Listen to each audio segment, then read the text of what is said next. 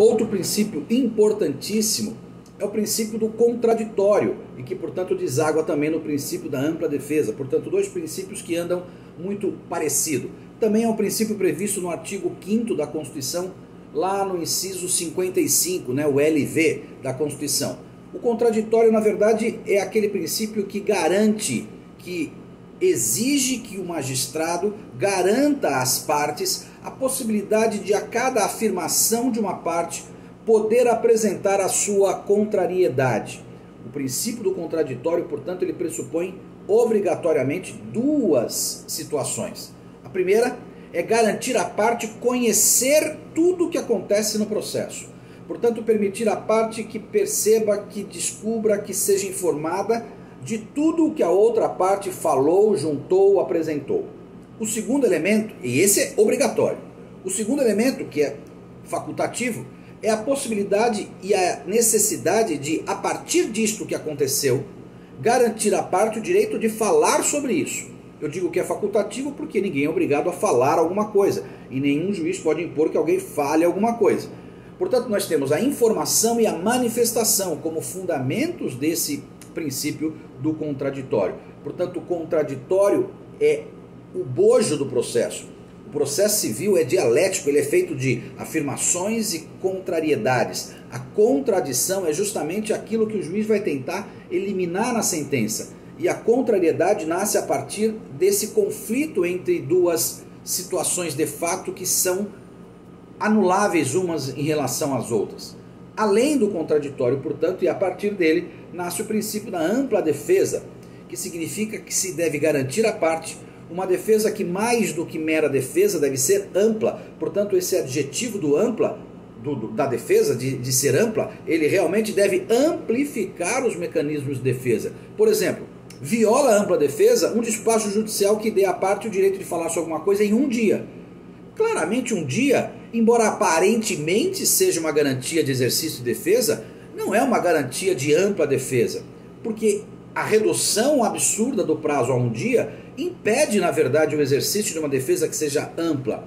E esse qualificativo é muito importante. Portanto, a gente tem a necessidade de ter normas processuais que efetivamente garantam que a parte conheça tudo aquilo que aconteça no processo, que a parte se manifeste sobre tudo aquilo que aconteça no processo, que a parte tenha a possibilidade de se defender, de contraditar tudo aquilo que é dito pela parte contrária e mais. Hoje, o que se tem, na verdade, é uma ideia contemporânea do processo civil que, mais do que contraditar o contraditório como elemento de combater o que a outra parte diz, o processo civil deve ser cooperativo. O que significa? O juiz deve ter a noção, e as partes também, de que o processo deve ser conduzido pelos três, pelo juiz, pelo autor e pelo réu, para que tudo chegue a um bom termo. É preciso que o juiz tenha, na figura do autor e do réu, pessoas que colaborarão com o andamento do processo, que cooperarão com o andamento do processo, com o bom andamento do processo. Portanto, é um processo que deve vir sob a batuta das pessoas envolvidas. Portanto, a tutela jurisdicional deve ser extremamente democrática, por envolver não só o juiz como comandante, e é o comandante principal, mas as pessoas também, as partes, autor e réu, devem se envolver enormemente nessa condição. O artigo 9º e o artigo 10º do CPC, eles também reafirmam essa necessidade de contraditório, são expressos, inclusive com uma novidade grande.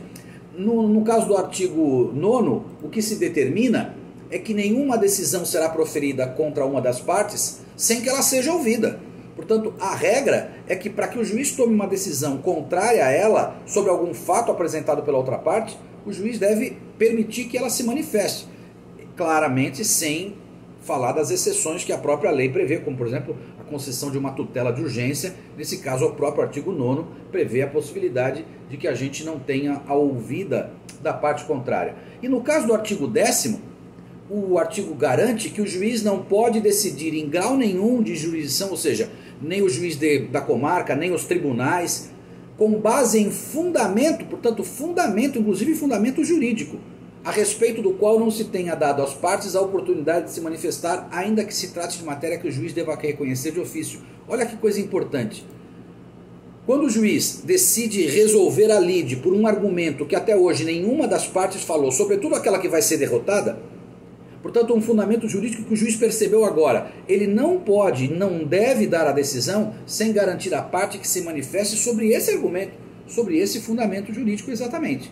Portanto, é o máximo da democracia, é o ápice do direito democrático, permitir que a parte se manifeste, inclusive sobre um fundamento que o juiz até agora não tinha ouvido de ninguém. Deve-se dar essa oportunidade. E por fim, como resultado também desses dois princípios, surge o princípio do duplo grau de jurisdição. Ele não está na Constituição, é um erro dizer que ele é constitucional, mas o princípio do duplo grau é aquele princípio que determina que, em regra, as decisões proferidas por um juiz devem se sujeitar a uma segunda análise, uma revisão da sua juridicidade, de modo que se garanta claramente uma absoluta rigidez no Poder Judiciário. Ou seja, na medida em que eu garanto que toda decisão, em regra, deve passar por uma revisão possível, eu boto mais responsabilidade naquele juiz que proferirá a decisão, já que ele sabe que a sua decisão ficará sujeita a eventualmente uma reanálise daqueles outros órgãos que estão acima dele no organograma do Poder Judiciário.